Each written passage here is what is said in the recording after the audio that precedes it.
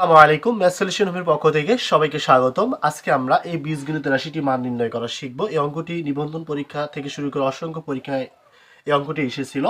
তো এখানে আছে 6 মাইনাস এক্স মাইনাস 9 ভাগ এক্স ইকুয়াল টু 0 হলে এস স্কোয়ার ভাগ S square minus x minus 3 এর মান নির্ণয় করতে হবে।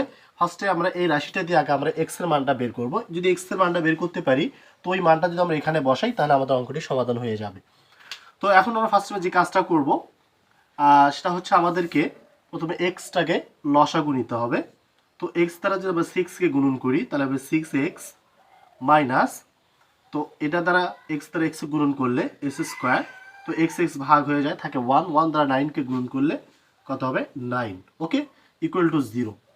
এখন আমরা 0-র সঙ্গে যদি এক্স গুণন করি তাহলে 0 হবে।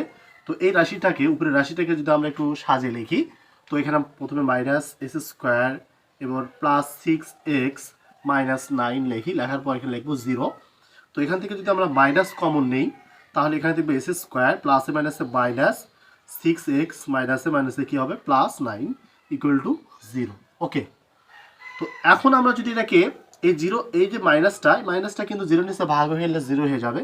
তো এই রাশিটাকে আমরা কি করব, একটা বর্গের সূত্রে ভাঙানোর চেষ্টা করব।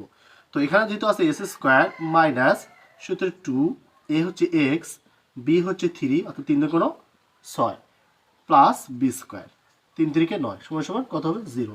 তো এখন আমরা বলতে পারি অর্থাৎ এক্স মাইনাস 3 অর্থাৎ a minus b whole square equal to 0। তাহলে এক্স সমান সমান 3, কারণ এ অল স্কোয়ার পাশে রুট হয়ে গেলে 0 হয়ে যাবে। তো -3 ওই পাশে গেলে +3 হয়ে যাবে। যেহেতু আমাদের এক্স এর মান কত বের হলো, 3 বের হলো। তো এখন যদি আমরা এই মানটা এখানে বসে দেই তো এখানে লিখতে পারি এস স্কোয়ার ভাগ S square minus x minus 3। এখন আমরা মানটা বসাবো, যেহেতু এক্স এর মান 3, 3 উপর আমরা কি দিতে পারি স্কোয়ার, এক্স এর মান 3 তাহলে 3 উপর স্কোয়ার মাইনাস 3 লিখতে পারি। এখন যদি আমরা গুণন করি 3 3 কে 9, 3 3 কে 9, তাহলে -3 তাহলে -6, যদি বাদ দেওয়া যায় তাহলে আসবে 3, 3 দ্বারা 9কে কাটাকাটি করলে আসবে 3, তাহলে আমাদের অ্যান্সারটা হলো 3। আশা করি বুঝতে পারছেন। যদি ভিডিওটি ভালো লাগে অবশ্যই আমার চ্যানেলটিকে সাবস্ক্রাইব করে পাশে থাকা বেল আইকন বাটনটি অল করে রাখবেন, যাতে করে এরকম নিত্য নতুন কোনো অঙ্ক আপনাদের সামনে উপস্থাপন করতে পারি। সবাই ভালো থাকবেন, সুস্থ থাকবেন, আল্লাহ হাফেজ।